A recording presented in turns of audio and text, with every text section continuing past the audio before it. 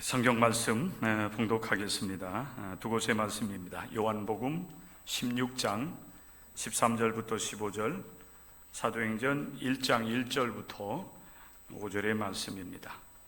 먼저 요한복음 16장 13절부터 15절 말씀.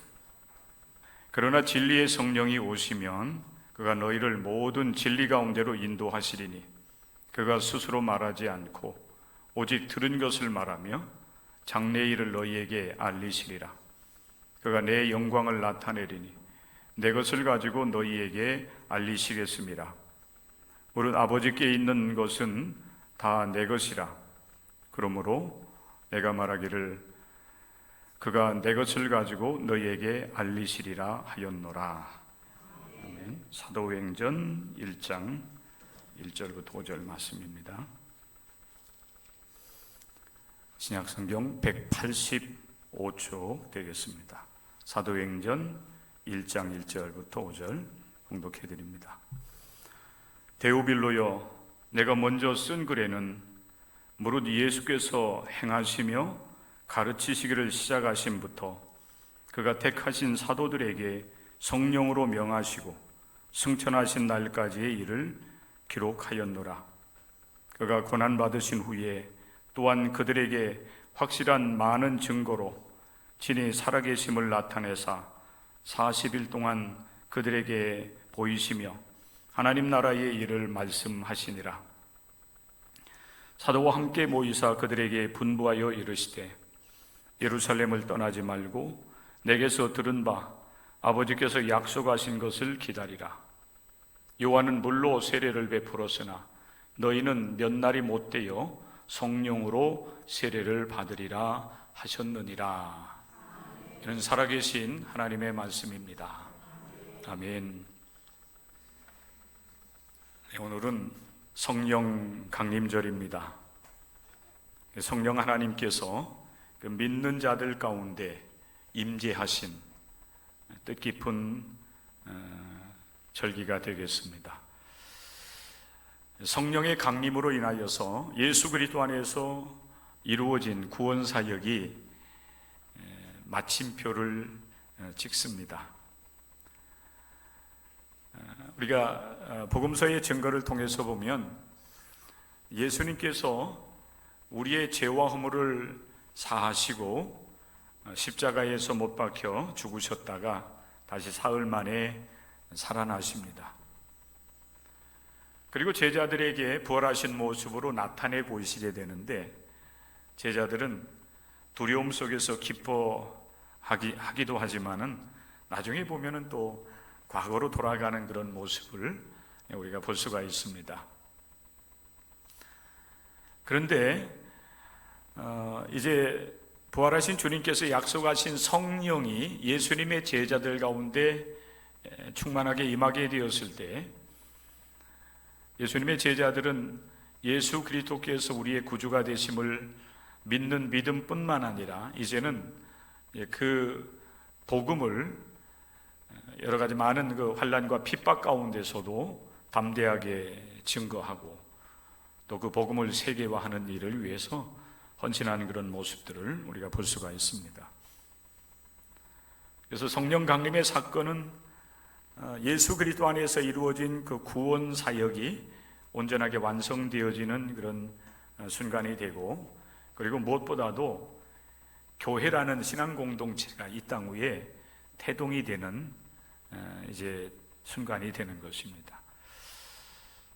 담대한 그 믿음을 소유한 예수님의 제자들이 나가서 복음을 전하는 가운데 교회라는 공동체가 형성되고 또 그 공동체를 중심으로 해서 예루살렘과 더 나아가서는 이제 온 유대와 사마리아와 땅끝까지 이르러서 이제 복음의 증인되는 역사들이 일어나면서 이제 복음이 세계적으로 이렇게 확장되어서 모든 나라와 민족이 복음을 듣고 구원에 이르는 역사가 이루어지게 되었다라고 하는, 출발이 되었다라고 하는 사실입니다. 그래서 오늘 저는 여러분과 같이 두 곳의 말씀, 예수님께서 공생의 사역을 시작하신 그 마지막 부분에 성령을 약속하시는 말씀 여러분에게 다시 상기를 시키기를 원하고요. 그리고 그런 그 예수님의 약속의 말씀을 따라서 성령이 임재를 하게 되고 그 성령의 역사하심 속에서 이제 오늘 이 시대에 우리 교회 공동체가 세워졌고 우리가 있게 되었다고 하는 사실을 통해서 하나님께 영광을 올려드리기를 원합니다. 먼저 우리가 함께 상고하기를 원하는 것은 예수 그리스도께서 그의 제자들에게 보혜사 성령을 주시리라 약속하고 있는 말씀입니다.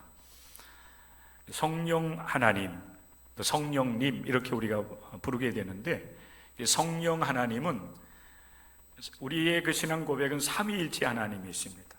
성부 하나님, 성자 하나님, 그리고 성령 하나님 세 분 하나님이 한 분이심을 우리는 믿고 고백을 합니다. 삼위일체 하나님을 이야기할 때에 성부 하나님을 제1위 하나님 이렇게 얘기하는데 이때 말하는 이 위라고 하는 것은 위격을 얘기하는 것입니다. 1등, 2등, 3등 이런 구분을 하기 위한 것이 아니라 성부 하나님이 제1위격이 되고 성자 하나님 예수 그리스도시요 육신을 입고 오신 하나님 그분을 제2의 하나님 위격입니다. 그리고 성령 하나님 영이신 하나님 제3위 위격의 하나님 이렇게 우리가 하나님을 이야기하게 됩니다. 그 3위의 하나님이 한 분 하나님이시고 또 창조하시고 우리를 구원하시고 또 오늘 시대에 성도들과 함께 하시면서 우리의 삶 속에 함께 하시는 역사를 이루어 나가시는 분이심을 우리는 믿고 고백을 합니다. 그런데 그 성령 하나님이 오순절 이제 기다리는 예수님의 제자들에게 강력하게 임했다라고 하는 사실도 우리가 성경을 통해서 증언을 받게 되는데, 그런데 여러분 성령의 임재하심은 어느 날 갑작스럽게 임한 것이 아니라고 하는, 물론 성경은 호련히 임했다, 갑작스럽게 성령이 임했다라고 하는 증거를 분명히 하고 있지만은, 그러나 그 이전부터 예수 그리스도를 통해서 예수님의 제자들에게 성령을 보내주시겠다고 하는 약속을 하시는 말씀들을 우리는 복음서를 통해서 이제 증언을 받게 됩니다. 특별히 요한복음 14장의 말씀 그리고 요한복음 16장의 말씀에 보면은 예수께서 십자가를 지시기 이전에 성령을 말씀을 하고 계십니다. 요한복음 14장 16절 17절의 말씀입니다. 내가 아버지께 구하겠으니 그가 또 다른 보혜사를 너희에게 주사 영원토록 함께 있게 하리니 그는 진리의 영이라. 세상은 능히 그를 받지 못하나니 이는 그를 보지도 못하고 알지도 못함이라. 그러나 너희는 그를 아나니 그는 너희와 함께 거하시며 또 너희 속에 계시겠음이라 말씀을 하고 있습니다. 여기 보면 예수님께서 성령을 약속을 하시면서 성령 하나님을 이제 우리에게 말씀을 해주고 계시는데 두 가지를 얘기해주고 있어요. 오늘 여러분 이 말씀을 여러분들이 귀담아 듣게 되면 우리가 성령에 대해서 올바른 이해를 할 수 있게 되고, 그리고 또 혹시나 우리가 성령에 대해서 잘못된 이해를 가지고 있다라고 하면은 오늘 이 말씀을 통해서 성령님은 오늘 이 순간도 우리와 함께하고 있구나라고 하는 올바른 신앙 이해, 성령에 대한 이해를 우리가 갖고 성령 하나님과 동행하는 삶을 우리가 살아갈 수 있게 될 것입니다. 첫째는 예수님께서 제자들에게 성령을 이야기할 때에 성령을 말씀할 때에 보혜사라고 하는 용어를 쓰고 있어요. 보혜사. 한번 따라서 하십시오. 보혜사. 한자로 보면은 여러분 이 보혜사라고 하는 이 말은 우리 곁에 오셔서 우리를 도와주시는 분이에요. 우리에게 도움을 주시고 그리고 은혜를 베풀어 주시는 분. 보호할 보자에다가 은혜 해자를 쓰고 있어요. 우리 곁에 오셔서 우리를 도와주시는 분이 바로 보혜사이신데, 하나님께서는 우리의 구원을 이루시기 위해서 육신을 입고 이 세상에 오신 예수님, 성령 하나님보다 보혜사 성령님보다 사실 우리를 도우시기 위해서 먼저 오신 분이 보혜사 되시는 예수님이신 거예요. 근데 그분은 영으로 오신 것이 아니라 육신으로 오셨잖아요. 그래서 우리를 위해서 대속의 죽음을 당하시고 우리를 구원해 주시는, 그래서 우리의 구원을 도와주시는, 오직 예수 그리스도를 믿음으로 하나님의 은혜로 구원받을 수 있도록 도와주신 분이 예수 그리스도가 되시는 겁니다. 그런데 이제 예수님께서 이제 구원 사역을 이루실 때가 점점 더 다가오고 있기 때문에 예수님께서 그 제자들에게 십자가의 고난과 죽음과 부활에 대한 말씀을 하시면서 제자들이 근심을 하게 돼요. 그러니까 주님께서 아니야, 내가 가면 오히려 너희에게 더 유익할 수가 있어라고 말씀을 하면서 또 다른 보혜사를 우리 하나님께서 너희를 위해서 보내주셔서 이제는 영원토록 너희와 함께 있게 하실 거야, 이렇게 예수님께서 보혜사를 설명을 해주고 있습니다. 우리 곁에 오셔서 우리를 도와주시는 성령 하나님이 여러분의 보혜사로 우리 가운데 임한 복된 날이 오늘인 겁니다. 성탄절 못지 아니하게, 그렇죠? 예수 그리스도께서 다시 죽음을 이기시고 부활하신 부활절 못지 아니하게 성령 강림절 우리 성도들에게 있어서는 또 굉장히 중요한 의미 있는 주일로 우리가 받아들이고 오늘을 우리 하나님 앞에 감사하면서 예배하는 여러분들 될 수 있기를 바랍니다. 성령 하나님은 보혜사, 나를 도우시기 위해서 내 곁에 오신 분이시구나. 여러분 그렇게 성령 하나님을 이해할 수 있는 여러분들 될 수 있기를 바랍니다. 또한 예수님께서는 그 제자들에게 성령을 이야기하실 때에 성령은 진리의 영이시라 이렇게 말씀을 하고 계세요. 진리의 영이시요, 진리의 영. 성령은 진리 곧 예수 그리스도의 구속 사역을 가르치고 생각나게 하기 위해서 우리 하나님께서 이제 예수 그리스도 이후에 보내주시는 하나님이 바로 성령 하나님이신 것입니다. 요한복음 14장 26절에서 이렇게 말씀을 하고 있습니다. 보혜사 곧 아버지께서 내 이름으로 보내실 성령, 그가 너희에게 모든 것을 가르치고 내가 너희에게 말한 모든 것을 생각나게 하리라. 이게 보혜사 성령의 역할이에요. 보혜사 성령이 우리 가운데 임하시면 어떤 역할을 할 것인가? 우리 곁에 우리와 늘 함께 하시면서 예수 그리스도께서 가르치신 말씀을 다시 가르쳐 주시고, 예수님 당시에는 제자들이 예수님께서 하신 말씀을 잘 알아듣지 못할 때도 많이 있었어요. 그죠? 예수 그리스도의 고난과 십자가의 죽임당함, 사흘 만에 부활을 이야기할 때 예수님의 제자들은 그게 무슨 말인지 잘 이해가 되지 않았어요.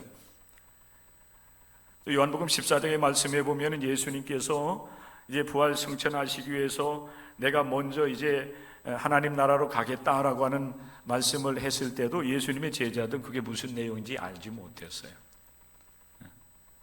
너희를 떠나서 아버지 곁으로 가겠다라고 하는데 그게 무슨 내용인지 알지 못했어요. 그런데 여러분, 성령이 임하셔서 성령이 예수님의 그 제자들 그리고 오늘 시대의 성도들에게 하나님의 말씀, 특별히 예수 그리스도의 구속 사역, 그분의 가르침, 이런 것들을 성령의 역사하심을 통해서 여러분 이해하게 하시고 깨닫게 하시고, 그리고 순간순간 주님의 말씀을 생각날 수 있도록 역사하실 것이다. 이게 진리의 영이 되시는 성령의 역할임을 예수님께서 말씀을 하고 있는 것입니다.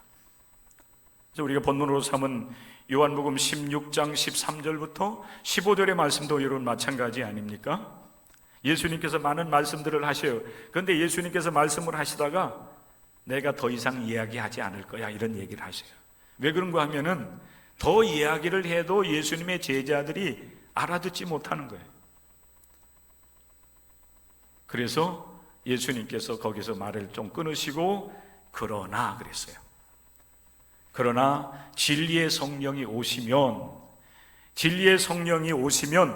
그가 너희를 모든 진리 가운데로 인도하시리니 그가 스스로 말하지 않고 오직 들은 것을 말하며 장래일을 너희에게 알리시리라.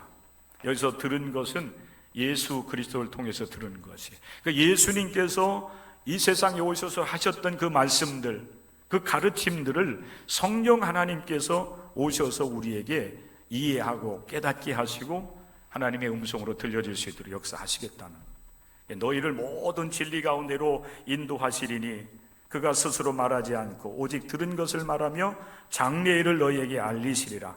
그가 내 영광을 나타내리니, 여기서 내 영광은 예수 그리스도의 영광인 것입니다. 그리고 내 것을 가지고 너희에게 알리시리라 하였노라 그랬어요. 성령의 역할인 것입니다. 성령은 진리의 영으로 우리 가운데 오셔서 우리를 진리 가운데로 이끌어 주신다고 하는 사실을 여러분들이 기억할 수 있기를 바랍니다. 여러분, 이 약속의 말씀들은 예수님 당시에 예수님을 따르던 예수님의 제자들 뿐만 아니라 오늘 21세기를 살아가는 우리 기독교인들에게도 동일하게 여러분 약속되어지는 말씀인 줄로 믿으시기를 바랍니다.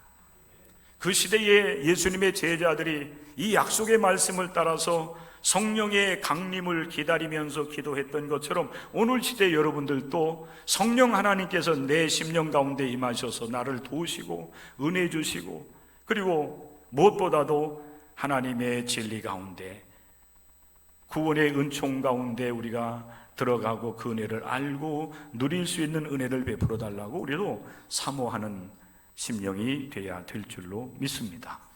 그래서 성령 하나님이 우리 가운데 임하여 계심을 우리가 믿고 성령 하나님과 동행하는 삶을 살아가고, 그리고 성령의 역사하심을 따라서 우리 하나님께서 기뻐하시는 일들을 이루어 나가는 가운데 우리 하나님께 영광을 올려드릴 수 있는 여러분들의 삶이 되시기를 주님의 이름으로 간절히 부탁을 드립니다. 이렇게 여러분, 예수님의 말씀을 따라서 예수님을 따르던 제자들, 그리고 11 제자들 뿐만 아니라 여러분 그 외에 100여 명의 그 많은 기독교인들이라고 볼 수가 있어요. 오늘날로 본다면 많은 그 성도들이 성령의 임재를 기다리게 됩니다. 그리고 오순절, 절기로 보면은 이제 오늘이 되는 겁니다.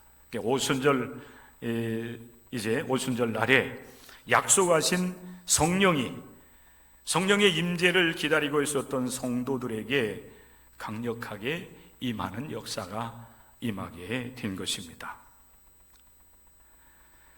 예수님은 이렇게 성령을 이제 보내주실 것을 약속을 하면서 특별히 부활 승천하실 때에 예수님의 제자들에게 너희는 예루살렘을 떠나지 말아라 분부를 하시죠. 내 아버지께서 약속하신 것을 기다리라. 몇 날이 못 되어서 너희는 물 세례가 아닌 성령으로 세례를 받게 되리라고 말씀을 하십니다. 사랑하는 성도 여러분, 왜 우리 예수님께서 구원 사역을 다 이루시고 난 이후에 성령을 보내주시겠다고 약속을 하셨을까라고 하는 거예요. 성령이 우리에게 어떤 역할을 하시고, 그 무엇보다도 성령께서 우리를 통해서 어떤 일을 하시기를 원하셨기 때문에 우리 예수님께서 우리에게 성령을 보내주시겠다고 말씀을 하시는가. 성령을 우리에게 약속하고 있는 주님의 분명한 이유와 목적이 있습니다. 이것은 이제 여러분 부활 승천을 하시면서 예수님의 제자들에게 너희가 예루살렘을 떠나지 말라, 그러면 몇 날이 못 되어서 성령을 받게 될 것이라고 하는 그 말씀을 통해서 우리가 분명하게 성령을 부어주시는, 성령을 약속하고 있는 그 이유가 어디 있는지를 우리가 알 수가 있어요. 첫째는 우리가 성령의 임재를 경험하고 성령의 충만함을 받은 이후에 복음의 증인이 되어야 되기 때문에 우리 예수님께서 성령을 약속하고 있고, 그리고 하나님께서 예수 그리스도 이후에 성령을 보내어 주신 줄로 믿습니다. 누가복음 24장의 말씀에 보면은 예수 그리스도의 부활을 믿지 못하는 예수님의 제자들을 향하여서 예수님께서 그 시편과 선지자들의 말씀을 인용을 하시면서 그리스도가 고난을 받고 죽은 지 사흘 만에 다시 살아나야 될 것을 이제 제자들에게 그 믿음의 확신을 이제 주고 있습니다. 그러면서 예수님께서 말씀을 하세요. 또 그의 이름으로 죄 사함을 받게 하는 회개가 예루살렘에서 시작하여 모든 족속에게 전파될 것이 기록되었으니 너희는 이 모든 일의 증인이라 그랬어요. 구약에서 약속하신 그리스도 예수께서 오셨고 예수님께서 그 구속 사역을 다 이루셨습니다. 그리고 부활하셨어요. 그런데 예수님의 제자들은 부활하신 주님을 정말 확신을 가지고 믿지를 못했습니다. 그렇기 때문에 예수님께서 부활의 소식을 사실을 분명하게 예언서라든지 시편의 말씀들을 인용을 하시면서 이렇게 그리스도가 고난받고 죽으셨다가 다시 살아내야 될 것이 아닌 내가 다시 부활하지 않았느냐 하면서 부활을 증언하시면서 예수님께서 그렇게 고난과 죽임을 당하시고 다시 사흘 만에 살아나신 이유가 어디 있는가? 이건 우리 하나님께서 예수님을 통해서 우리를 구원하시고자 하는 구원 계획이 있었다라고 하는 사실이에요. 예수 그리스도를 믿는 자마다 죄 사함을 얻고 구원을 받게 하시려고 예수님을 이 세상에 보내셨다는 겁니다. 그리고 예수님의 제자들은 이 그리스도 되시는 예수님께서 이 세상에 오셔서 복음 사역을 감당할 그 처음 단계부터 제자로 부름받고 예수님과 함께 사역을 했어요. 그래서 말씀 가르침 받는 것 그 현장에 있었고 또 이제 능력을 행하는 그 현장에 있었고요. 도망가긴 했지만 예수께서 고난을 받는 그 현장에 그리고 예수께서 부활하실 때에 그 현장에 그들이 함께 있었던 것입니다. 왜 우리 하나님께서 많은 사람들 가운데서 그 12명의 제자들을 먼저 부르셔서 그 예수님의 복음의 현장에 같이 있었고 그의 고난과 죽으심과 부활을 목격하게 했는가? 그리고 왜 성령을 보내주시는가? 그것은 그 제자들을 통해서 예수 그리스도의 복음이 증거될 수 있도록 하기 위함이었어요. 증인으로서의 사명을 감당하게 하시려고 제자로 부르셨고 무엇보다도 성령을 부어주셔서 그들로 하여금 담대하게 예수 그리스도의 복음의 증인이 되게 하시는 겁니다. 가장 중요한 것은 증인의 사명을 감당케 하시려고. 오늘 이 시대 여러분 우리들도 마찬가지입니다. 우리를 먼저 부르셔서 이 구원에 이르게 하신 목적이 어디 있습니까? 우리를 통해서 예수님의 증인이 되게 하시려고. 예수 그리스도를 믿어 구원에 이르고 죄 사함을 받고 하나님의 자녀로서 구원받은 삶을 살아가게 된다고 한 이 사실을 증거하게 하시려고 우리 하나님께서 우리에게 이 시대에 성령을 보내주신다라고 하는 사실인 것입니다. 사도행전 1장 8절의 말씀에서 예수님은 이렇게 제자들에게 말씀을 합니다. 오직 성령이 너희에게 임하시면 너희가 권능을 받고 예루살렘과 온 유대와 사마리아와 땅끝까지 이르러서 내 증인이 되리라 하시니라 그랬어요. 성령을 보내주시고 그 성령을 통해서 큰 권능을 받게 하시는 이유가 어디 있습니까? 예수의 증인이 되게 하시려고. 여러분, 성령은 우리에게 권능을 주심을 믿으시길 바랍니다. 이 권능이라고 하는 것은 강력한 능력이에요. 힘이에요, 힘. 그런데 우리가 가질 수 있는 가장 강력한 권능 가운데 권능이 뭔가 하면은 담대하게 예수를 말할 수 있는 능력이에요. 이것은 여러분 많은 지식 가지고 될 수가 없어요. 많은 인생의 어떤 경험, 지혜를 가지고 될 수가 있는 게 아니에요. 또 많은 물질적인 여러분 힘이 있다고, 많은 권력, 그 권력이 있다고 해서 여러분 그 힘을 가지고 예수 그리스도의 복음의 증인이 될 수 있는 게 아닙니다. 오직 복음의 능력을 여러분 나타낼 수 있는, 복음을 증거할 수 있는 그런 능력 있는 사람이 되는 길은 하나님의 영으로 우리가 충만하게 될 때, 성령의 충만함을 우리가 힘있게 될 때에 예수 그리스도를 우리는 믿고 고백할 뿐만 아니라 오히려 나아가서 뭇사람들에게 예수 그리스도의 이름을 선포하고 예수 그리스도의 구원을 이야기할 수 있는 사람들이 될 수 있게 하신다는 겁니다. 그래서 오늘 이 시대에 우리에게도 성령을 보내주시고 우리로 하여금 성령의 충만함을 힘있게 한다고는 사실을 믿으시기를 바랍니다. 그래서 예수님의 제자들이 그 예수님의 약속의 말씀을 믿고 마가의 다락방에 모여서 그날이 이르기를 고대하면서 그들은 하나님 앞에 한 마음이 되어서 간절하게 기도를 드리고 있었던 겁니다. 예수님께서 부활하시고 40일 동안 제자들과 함께 계시다가 승천하시고 성령을 약속하시고 승천하셨어요. 10일 만에. 그래서 오순절이 되는 거예요. 오순절. 부활한 지 50일째 되는 날. 그리고 예수님께서 승천하신 지 열흘째 되는 날, 그 오순절 날에 성령이 모인 예수님의 제자들, 여기에는 여러분 11제자뿐만 아니라 사도행전 1장의 말씀에 보면은 120명 되는 예수님을 따르는 그 사람들 위에 약속하신 하나님의 영이 그들 가운데 임하게 됩니다. 사도행전 2장 1절 이하의 말씀에 보면은 성령이 예수님의 제자들 가운데 임하는 그 현상을 보면은 물론 여러분 눈으로 이렇게 우리가 확인할 수 있는 그런 모습들은 아닌 것 같아요. 1차적으로 보면은 급하고 강한 바람 같은 소리가 있어서 그 예수님을 따르는 120명의 사람들이 앉아 있는 온 집안에 가득하게 되면서 성령이 그들 가운데 충만하게 임하게 됩니다.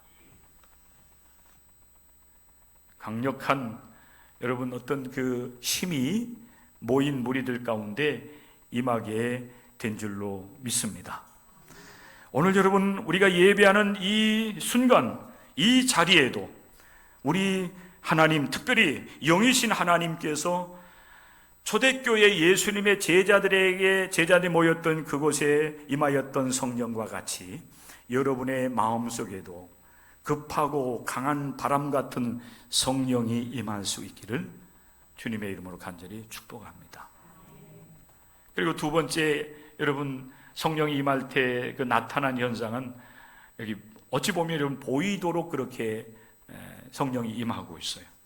3절 말씀에 보면은 마치 불의 혀같이 불의 혀처럼 갈라지는 것들이 그들 위에 보여서 각 사람 위에 하나씩 임하여 있더니라고 성경은 우리에게 증언하고 있어요. 이것을 여러분 그냥 번개 치듯이 이렇게 이해를 하면은 여러분들이 좀 더 이해가 쉽겠다는 생각이 들어요. 어두컴컴한 한밤중에 여러분 번개가 치면은 하늘이 뭐 갈라지는 것과 같은 현상이 나타나잖아요. 그걸 번개라고 그렇게 얘기하죠. 성령이 임할 때에 급하고 강한 바람 같은 소리가 온 집안에 임할 뿐만 아니라 불의 혀처럼 갈라지는 성령이 모든 모인 무리들 가운데 임하는 것입니다. 각 사람 머리 위에 다 임하여 있었다라고 말씀하고 있어요.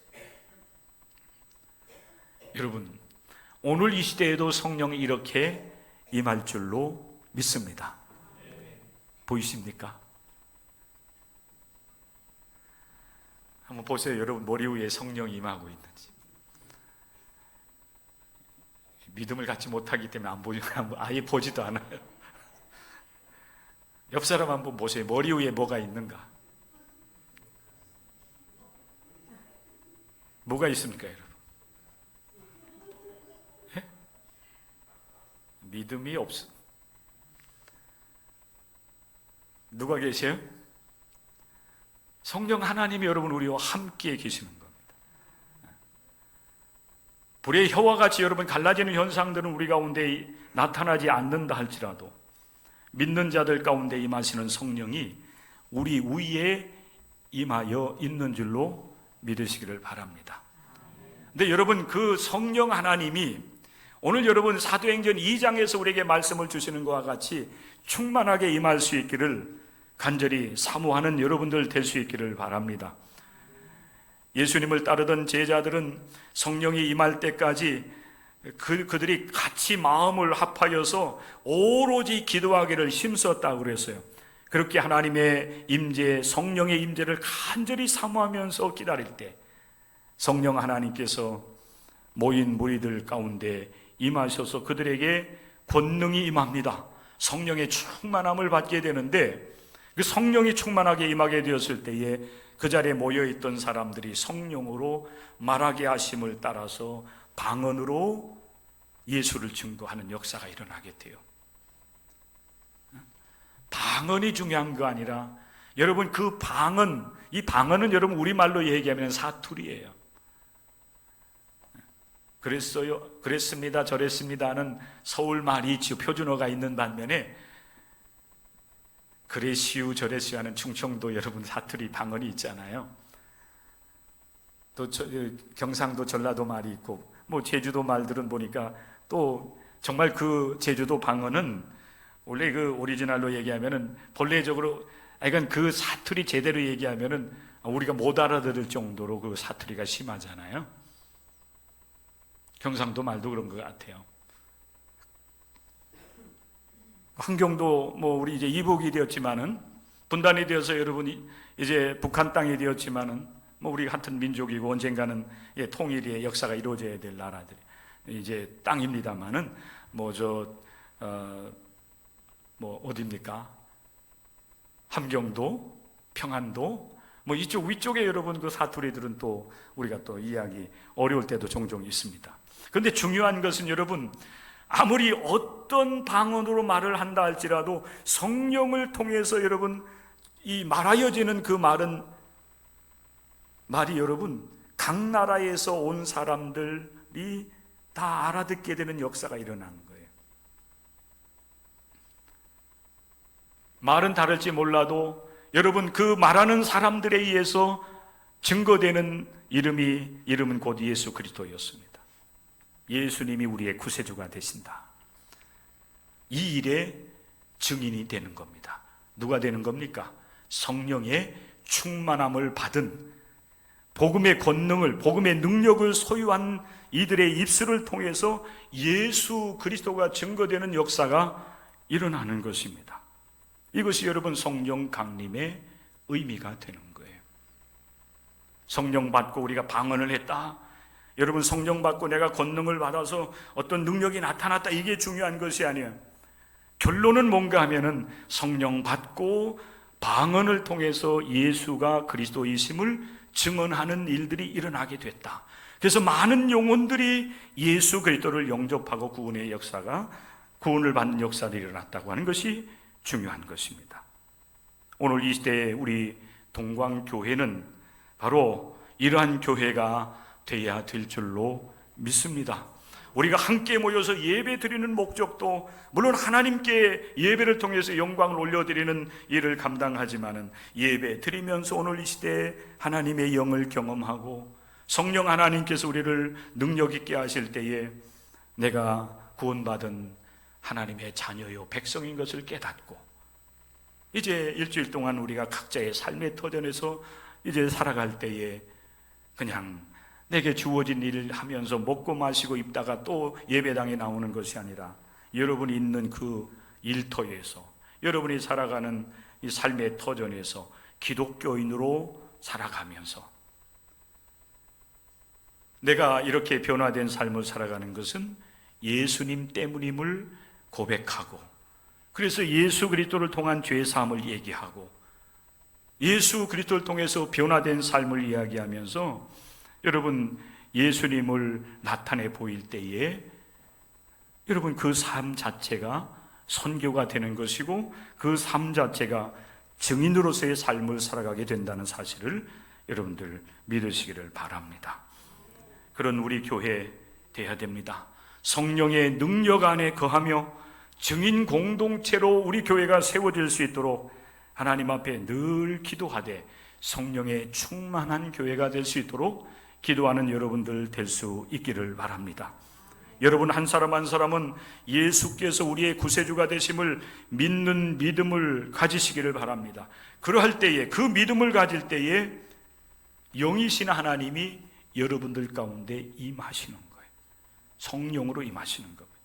예수 그리스도를 구주로 영접하고 믿을 때 영이신 하나님이 여러분 가운데 임하시는 거예요. 그래서 여러분, 우리가 예배 드릴 때에 물론 우리 하나님이 우리와 함께 계시기도 하지만은 성령의 역사하심으로 볼 때에 우리가 예배 드리고 우리 하나님을 찬송하고 기도하고 하나님께 영광을 올려드릴 때 우리 위에 하나님의 영이 머물러 있는 것입니다.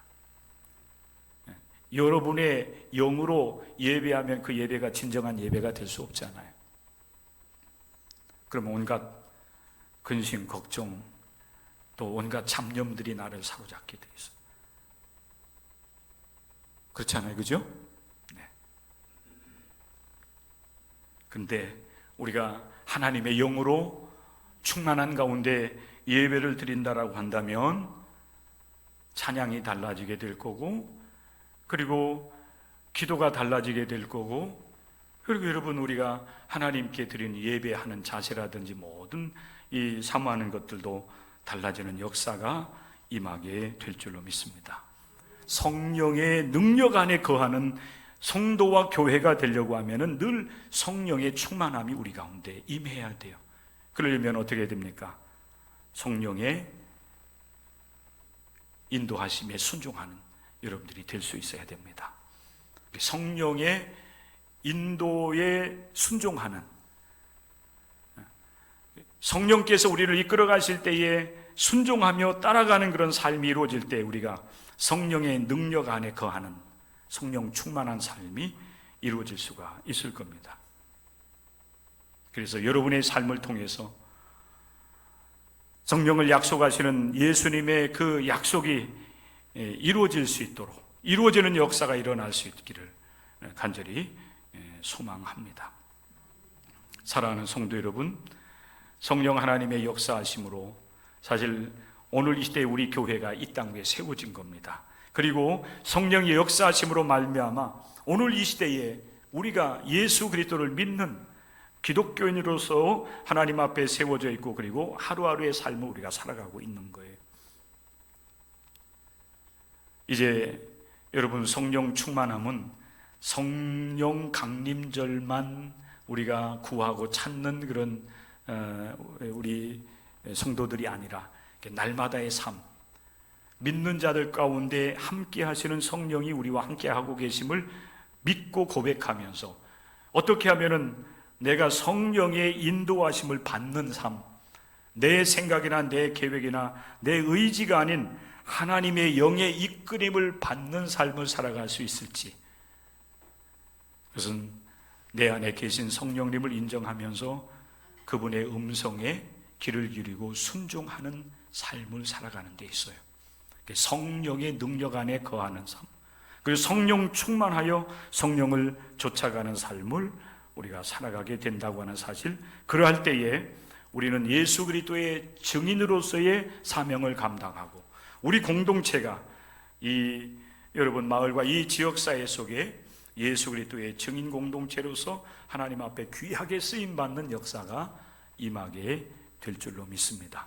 그날을 소망하면서 늘 하나님, 우리 교회와 또 우리 모든 성도들의 심령 가운데 하나님의 영으로 충만하게 하옵소서. 그 능력으로 우리를 충만하게 하옵소서. 그래서 증인 공동체로서의 사명을 감당할 수 있도록 늘 기도하며 그 사명을 감당해 나가는 저와 여러분들 될 수 있기를 주의 이름으로 간절히 부탁을 드립니다.